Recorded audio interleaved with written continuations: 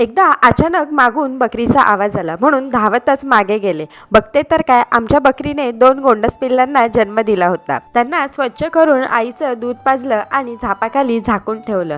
ते जन्माला आले तेव्हाच माहीत होतं की आज ना उद्या यांना निरोप द्यायचा आहे. तरीही खूप जीव लावला. ही आमची नाजुका.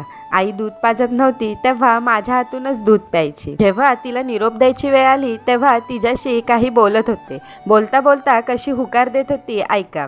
चालीस तू काय ग, नीट राहा, जिकडे चाललेस तिकडे राशील ना नीट.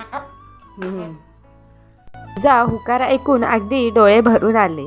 बघता बघता 6 महिन्याची झाली आमची नाजुका आणि आज तिला निरोप द्यायची वेळ आली. तिला जिथे पाठवलंय तिथे ती काही दिवसातच रमून गेली. पण माझे डोळे मात्र अजूनही तिच्या रिकाम्या पिंजऱ्याकडे जातात आणि दररोज न चुकता तिची आठवण करून देतात.